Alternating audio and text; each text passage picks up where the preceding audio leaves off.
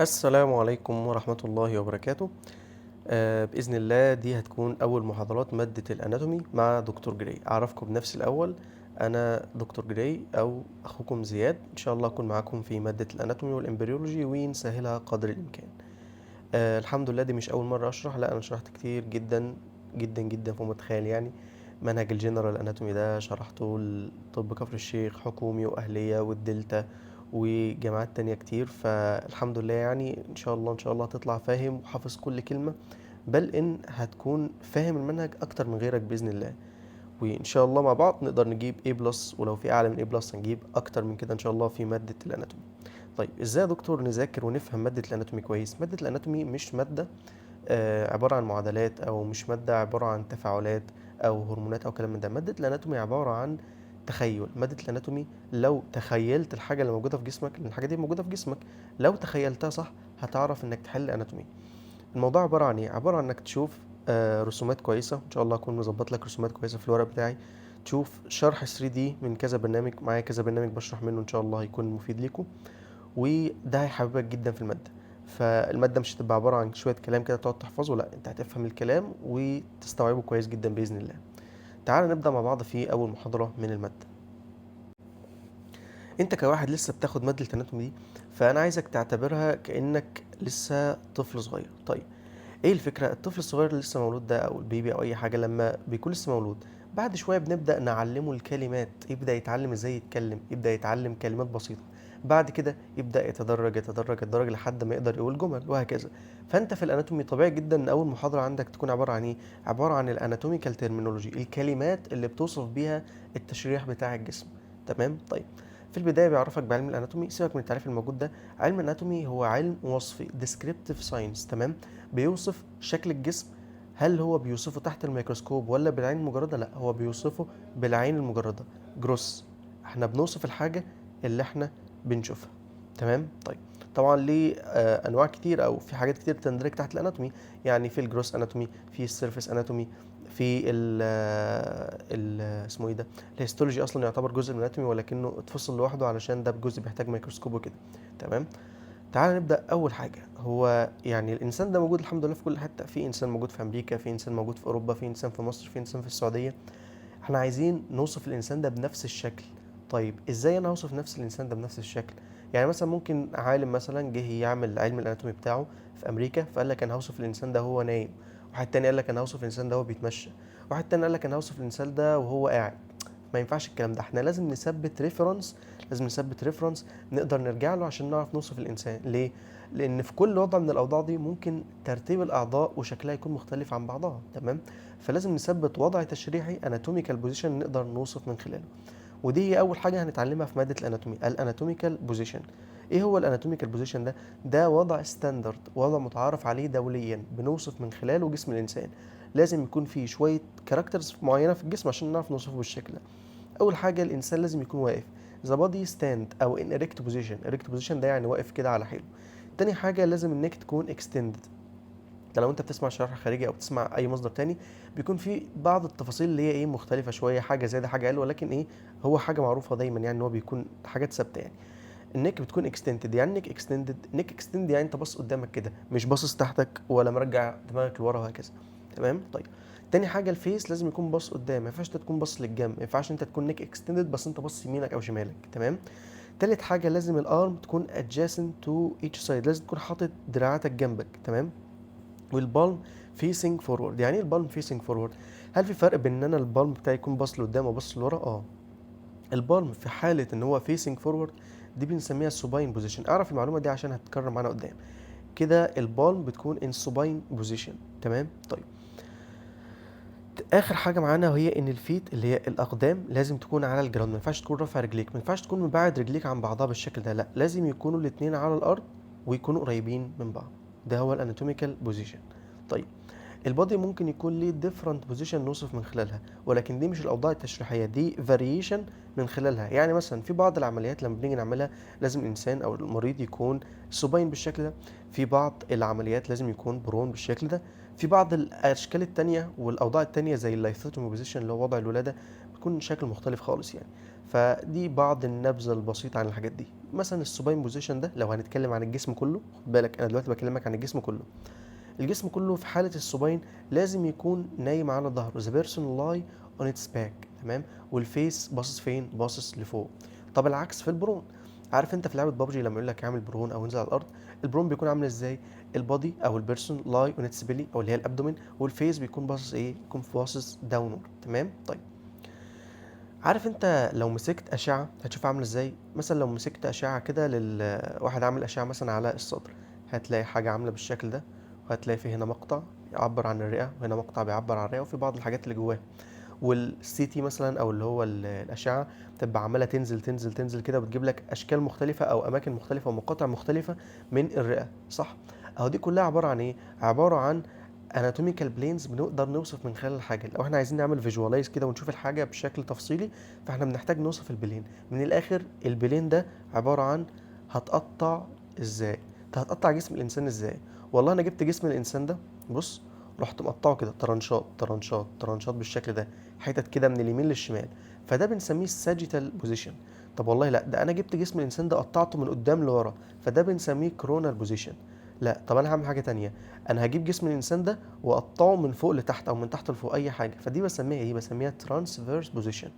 يا دكتور انا بستفيد بالكلام ده ازاي؟ يا باشا عينيا ليك، بص كده، دي ميزه ان احنا بنشرح على برامج 3D.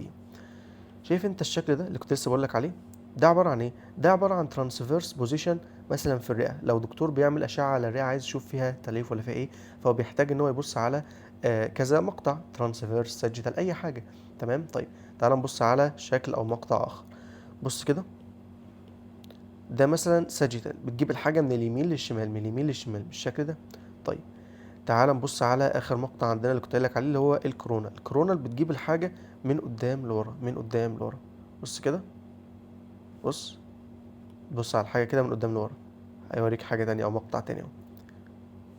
طيب تعالى بقى نتعرف على الكلام اللي بياكل عيش واللي بيجي في الامتحان. لو قلت لك ما هو الساجيتال بلين، الساجيتال بلين ده بيمشي ازاي؟ الساجيتال بلين ده بيمشي انترو بوستيريورلي. بص يا باشا، انا جبت السكينه بتاعتي، هل انا حطيت السكينه بالعرض كده، ولا حطيت السكينه بالجنب، ولا حطيت السكينه ازاي؟ لا انا حطيت السكينه بالطول من قدام لورا، عشان اقطع جسم الانسان لشرايح بالشكل ده، تبقى من اليمين للشمال. فاهم الحته دي؟ انا جبت السكينه حطيتها من قدام لورا وعديت فيها. تخيل كده انت معاك تورته، عايز تشوف الطبقات بتاعه التورته دي من النص، فانت هتقطعها ايه؟ هتقطعها من قدام لورا، من قدام لورا. طيب يبقى اول حاجه نعرفها عن السيجيتال بلين ان هو بيعدي ايه؟ باس انترو بوستيريورلي. هي دي في مشكله بصراحه، هو الاول هو قال لك تعريف البلينز وما قالكش الاول يعني ايه انترو بوستيريورلي، فمعلش تعالى نبسط الحاجات دي. كلمه anterior، كلمه anterior يساوي in front. طب يا دكتور كلمه in front يعني ايه؟ يعني امام، كلام جميل. طيب كلمه posterior تساوي in the back أو behind تساوي في الخلف، تمام. طيب لو عايزين نقول مثلا إن حاجة فوق، هنقول عليها superior. كلمة superior يساوي up، فوق. كلمة inferior تساوي down أو below، تساوي تحت، تمام، عشان برضو نكون فاهمين احنا بنشرح ايه. طيب لما اقول لك ان انا جبت لك السكينة وقطعت جسم الانسان من قدام لورا، لحظة كده، قطعت الانسان من قدام لورا، من قدام لورا، من قدام لورا، فانا كده عملت ايه؟ فانا كده خدت ساجيتال بلين عشان اشوف الحاجه اللي جواه. طيب ده بقى بيقسم جسم الانسان ليه؟ اكيد هيقسمه لنص يمين ونص شمال، نص يمين ونص شمال. طيب على حسب بقى، هل انت هتجيب السكينه، تعالى كده نبص على البرنامج، هل انا هجيب السكينه واقطع جسم الانسان بالظبط كده من النص، يعني انا هخليه نصين متساويين، ولا انا هقعد اقطع كده بالجنب؟ والله على حسب، هل انا هجيب السكينه اقطع جسم الانسان نصين متساويين كده، نص يمين تساوي نص شمال، ولا انا هقطعه مثلا نص يمين اكبر شويه، نص شمال اكبر شويه؟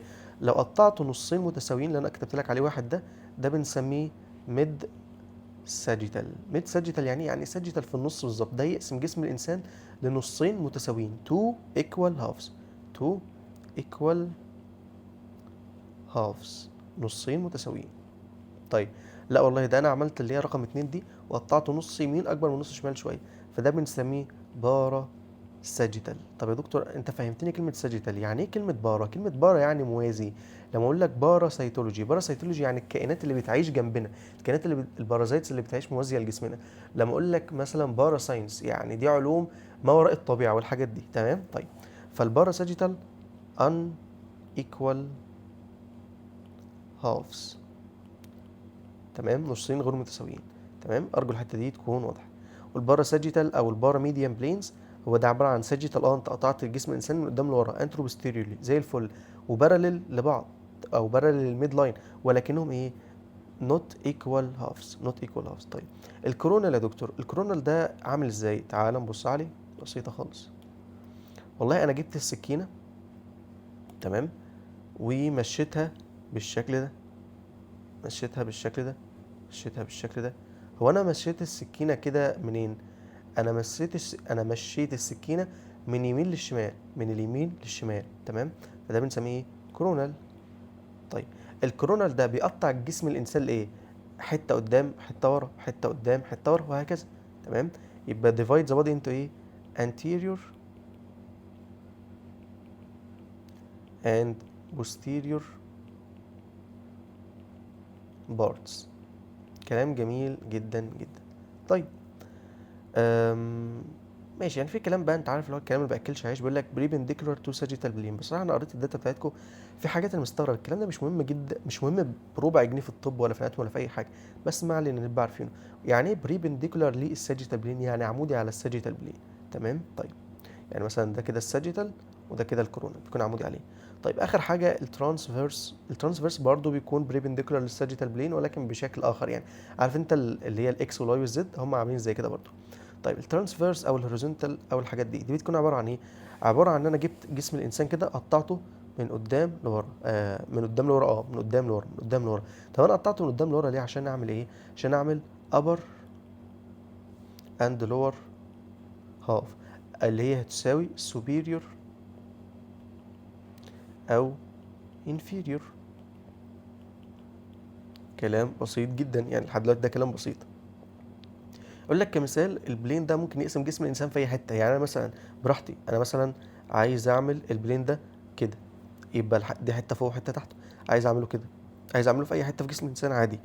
هو مثلا كان كمثال عندك في في الداتا بتاعتك، قال لك من عند ال1، هو حر يعني، قال لك ال1 ال2 ال3 اي حاجه، مش شرط مثلا تحدد، مش شرط يحدده لك، هو لو حدده لك هو هيفهمك ان دي حاجه معينه، لا هو في اي حته في الجسم ممكن تعمل ترانسفيرس سيكشن. طيب تعالى بقى نبدا كاناتوميكال ترمينولوجي بقى نتعلم الدايركشنز. يعني ايه دايركشن؟ يعني الاتجاهات.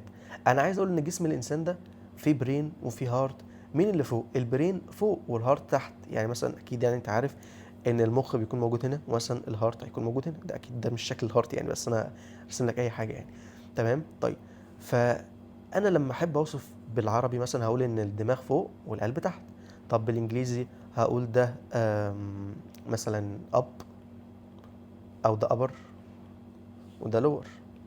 طب بالاناتوميكال ترمينولوجي بالمصطلحات الطبيه هوصفه ازاي؟ هقول ان ده سوبيريور لان ده فوق، واللي تحت اقول عليه ايه؟ اقول عليه انفيريور.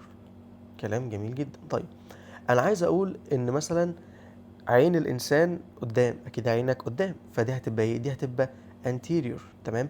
عايز اقول مثلا عايز اقول ايه مثلا؟ عايز اقول ان لوح الكتف، تعرف طبعا عظمه لوح الكتف، عايز اقول ان دي ورا، فاقول عليها ايه؟ posterior towards the back of the body.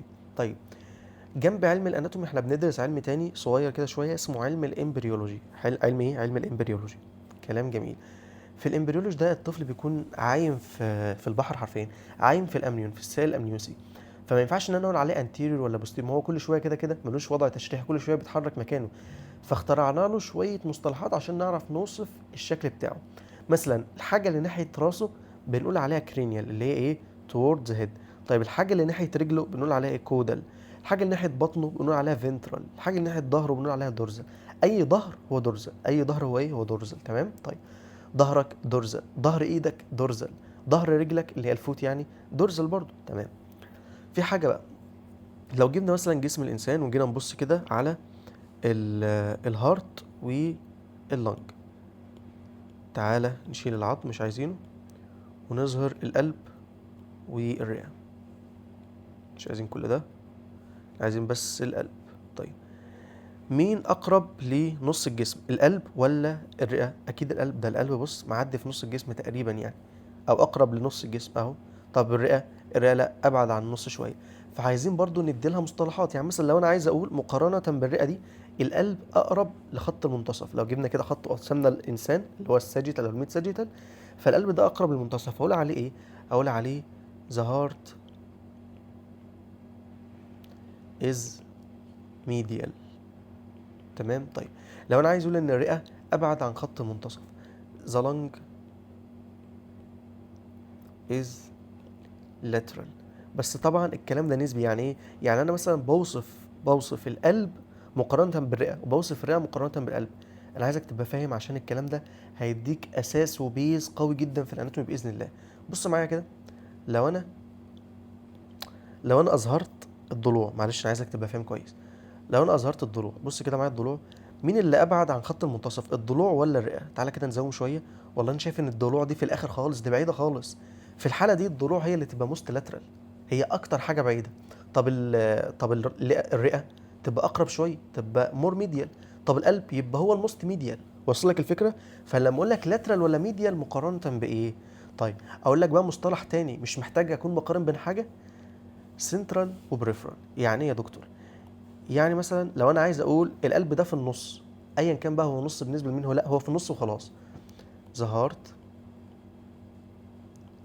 is central، زي الفل. او in the center of the thorax، في نص القفص الصدري. طب لو عايز اقول ان الرئه peripheral، او ان الرئه بعيده شويه، اقول the lung is peripheral. كلام جميل جدا. طيب بس هو بقى في الغالب لما بنعتمد ان احنا نوصف سنترال وبريفرال، احنا بنعتمد ان احنا نوصف ايه؟ احنا بنوصف الابر او بنوصف الليمس اللي هي الاطراف، ونص الجسم الجزء الاكزيال. تعالى كده نبص بصه على جسم الانسان. بص كده، ده كده جسم الانسان، الحبه اللي في النص فيه. تمام. ودي كده هي الدراعات اهي، والرجلين تحته اهم. تمام. لو انا عايز اوصف الجزء اللي في النص ده كله، هقول عنه ايه؟ هقول ان هو سنترال. طب لو انا عايز اوصف الحاجات اللي في الطرف دي، اقول عنها ايه؟ انها بريفرال. يا راجل ده حتى اسمها الاطراف، الاطراف. تمام. طيب يعني السنترال toward the center of the body، والبريفرال away from the center of the body. كلام جميل جدا. يبقى احنا كده خلصنا الحبة اللي في الأول دول خالص. طيب تعالى بقى نتعرف على حاجة تانية.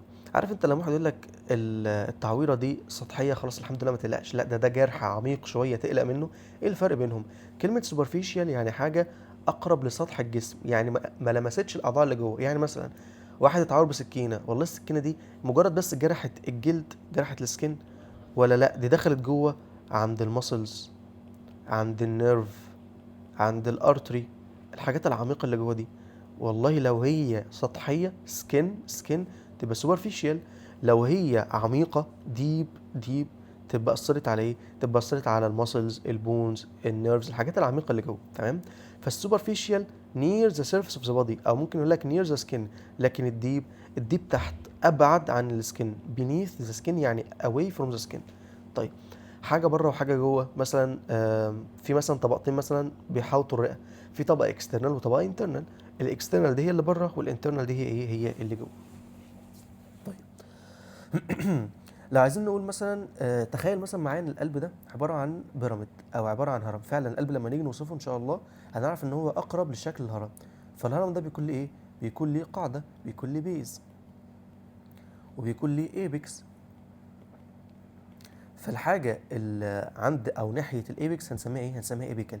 لكن الحاجه اللي عند البيز هنسميها بيزل. تمام. طيب حتى هنا هو في التعريف بقول لك، بيديهولك بشكل عام، يعني بيقول لك ان الايبيكال towards the top او the apex of the structure، لكن البيزل ده عند ايه؟ عند البوتوم او البيز بتاع الستراكشر. طيب لو عايزين بقى نوصف الليمس، بص هقول لك على حاجه حلوه. شايف الدراع ده كده؟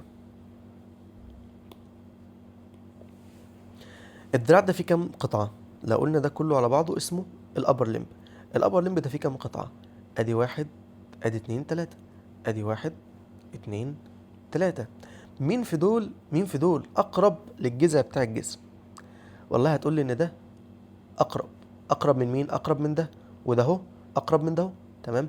فكل واحد فيهم هو اقرب من اللي بعده. يعني مثلا لو قلنا مثلا الجزء ده، اولا عايزك تكون عارف ان ده اسمه الارم، ده اسمه الفور ارم اللي هو الساعد، وده اسمه الهاند. كلام جميل، كلام جميل جدا. مين فيهم البروكسيمال؟ البروكسيمال، الموست بروكسيمال هو الارم. كلام جميل، يبقى ده رقم واحد، ده الموست بروكسيمال. طيب مين الابعد شويه؟ الابعد شويه هو الفور ارم، ده رقم اتنين. طيب مين الابعد خالص؟ الابعد خالص هو الهاند، يبقى الهاند ده هو ايه؟ هو الموست ديستال. كل ما الحاجه كانت قريبه من جذع الجسم بنسميها بروكسيمال، طب كل ما الحاجه كانت بعيده بنسميها ديستال. طيب نسأل سؤال ونشوف انت ذكي ولا مش ذكي. بص انا عايزك تبقى فاهم ان بروكسيمال وديستال دي زي ميديال ولاترال. يعني ايه يا دكتور؟ يعني نسبيه مش مطلقه. يعني ايه نسبيه؟ يعني مثلا الفور ارم ده بروكسيمال ولا ديستال؟ تسالني سؤال على حسب انت بتقارن مين. هل انت بتقارنه بالارم؟ ساعتها تكون الارم هي البروكسيمال والفور ارم هي الديستال. ولا انت بتقارنه بالهاند؟ ساعتها الفور ارم هتكون هي البروكسيمال والهاند هتكون هي الديستال. طب انت بتوصف بالشكل ده ليه؟ انا بقارن بين حاجتين، مين فيهم اقرب لجذع الجسم. تمام، تعالى نصيغ الكلام ده في هيئه سؤال. لو قلت لك the forearm is more نقط نقط نقط نقط than the arm، ولا لما اقول لك the forearm is more نقط than the hand.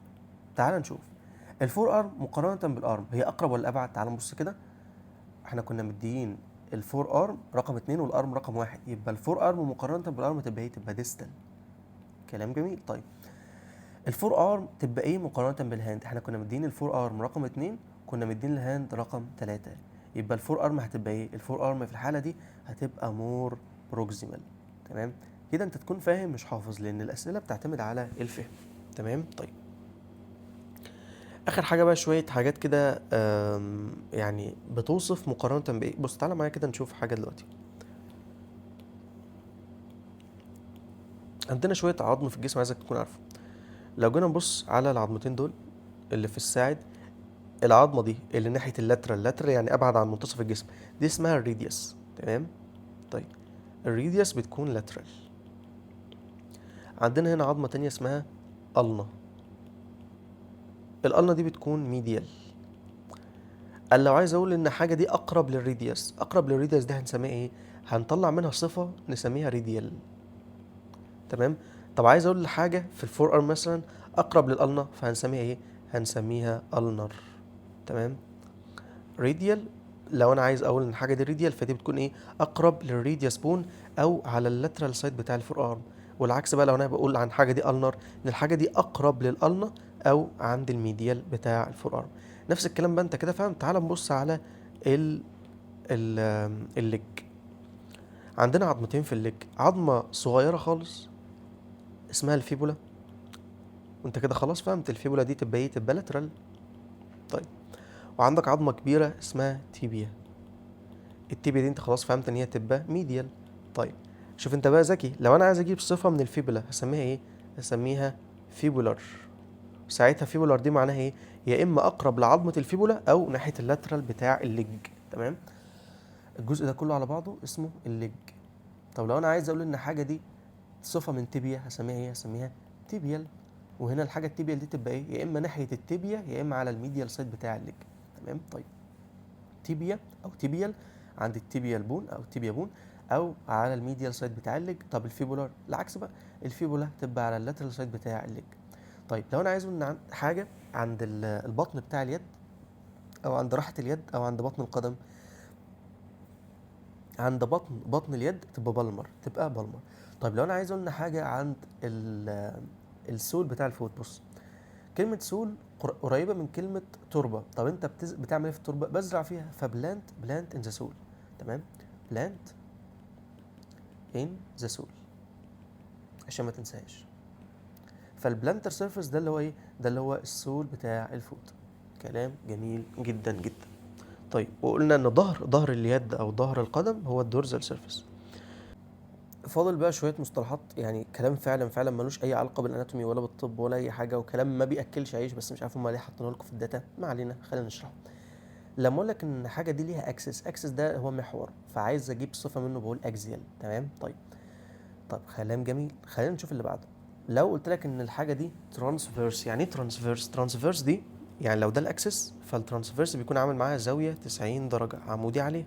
كلام جميل جدا، هو مش كلام جميل، هو كلام هاكس. طيب لو قلت لك الحاجه دي لونجيتيودينال، يعني ايه لونجيتيودينال؟ لونجيتيودينال يعني موازي للاكسس. كلام ماشي معقول. طيب هوريزونتال، هوريزونتال دي هي تقريبا الترانسفيرس، لان الهوريزونتال والترانسفيرس قلت لك نفس الحاجه. طيب فيرتيكال، يعني ايه فيرتيكال؟ الفيرتيكال كانك بقول لك نفس الاكزيال. ده كده الاكزيال هو ده هو الفيرتيكال، ويكون عامل زاويه 90 درجه مع مين؟ مع الهورايزون. تمام. طيب بس كده يا شباب، دي كده كانت اول محاضره عندنا ان شاء الله. بالتوفيق ان شاء الله، والسلام عليكم ورحمه الله وبركاته.